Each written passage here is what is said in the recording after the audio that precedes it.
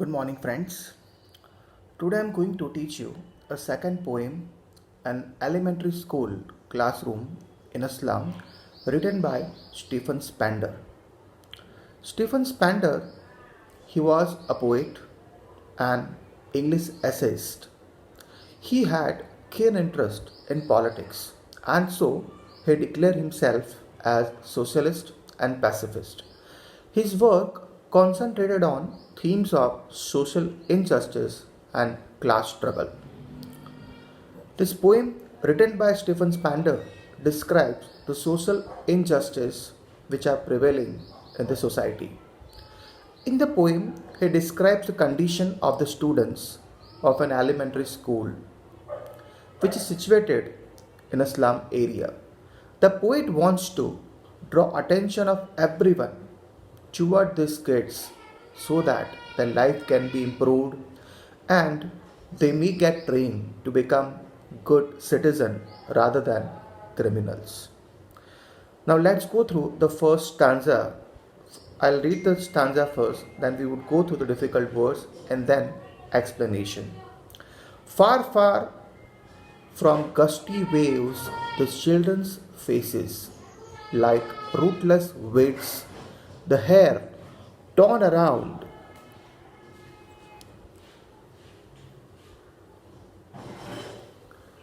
their pallor, the tall girl with her weighed down head, the paper seeming boy with red eyes, the stunted, unlucky heir of twisted bones, reciting a father's gnarled disease. He's listened from his desk at the back of the dim class, one unnoted, sweet and young, his eyes live in a dream of squirrel's game in tree room other than this. Now the difficult word of this stanza are gusty waves means breeze winds, pallor Pallor, pale dull face, stunted means something not fully grown due to malnutrition, and gnarled means very full of knots and roughness. Weeds means unwanted plants that grow on their own. Paper seeming boy, it means very thin boy. And heir means successor. The spelling of heir is H-E-I-R. Now the first line, one poet wants to say, he describes the children who study in an elementary school which is set up in a slum area. The poet says that the faces of children are dull and without any energy.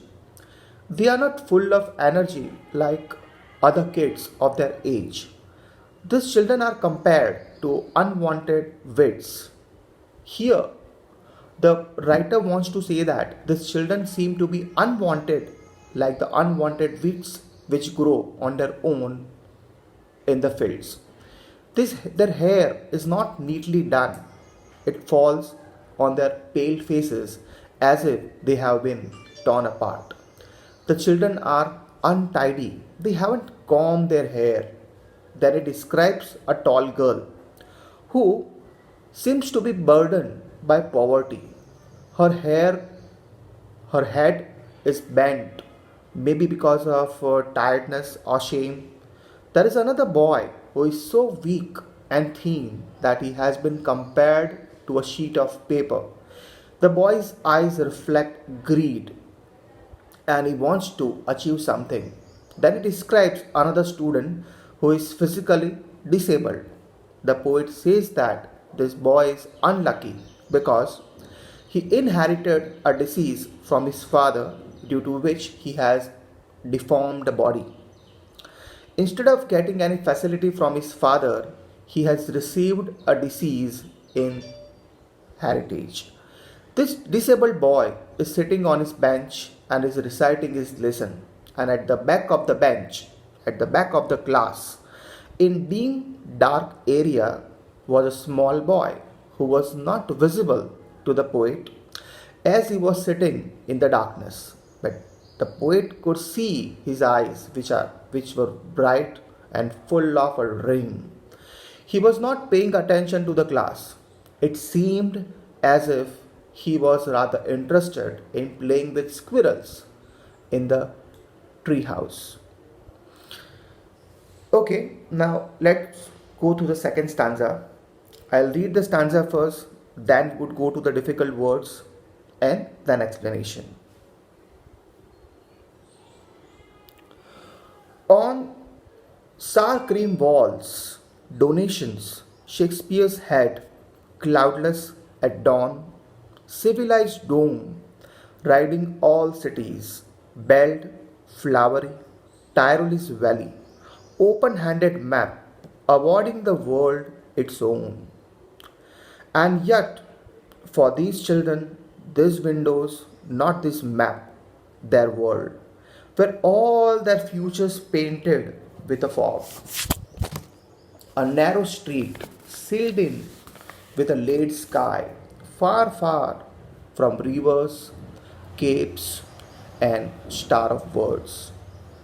Now, the difficult words, the first word is sour, S-O-U-R.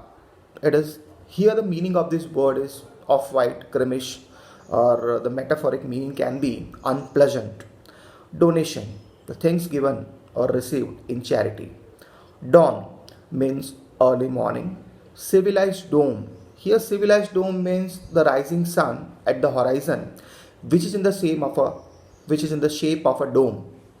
And Tyrolese Valley, a beautiful ice-free valley in Austria. Sealed. Sealed means something that is locked or shut. Laid. Laid, it means here. It is not the metal. Here laid means dark future of the kids. Capes, C-A-P-E-S. Capes means a large piece of land that sticks out into the sea from the coast. Let's go through the explanation. The poet here describes the walls of the school, and they are cream in color like the color of sour cream, and this means that the walls are not clean. They have not been painted recently. The walls are covered with different charts and images that must have been donated by different people. There is a picture of Shakespeare on the wall, and his head, which is bald, looks like the rising sun at the horizon. At the time of daybreak, when the day starts, at the dawn, the sun is rising at the horizon and is semicircle like a dome shape.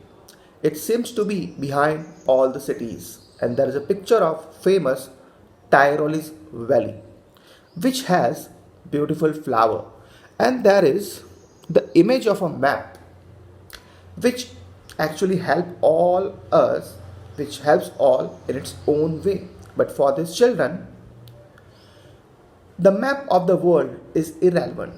The map of the world is not helping them, because the slum where they live is different from what is shown in the map. Their world is only what they see out of the window of their classroom, the slum. Their future is full of darkness. Their future is compared to a narrow street, which means that there is no wide scope available for their future growth. These children are far away from the radiant light of knowledge and education. So, students, this is the explanation of first and second stanza of the poem An Elementary School Classroom in a Slum. Now the third and fourth stanza, the explanation of these stanzas I will give in the next video. Thank you.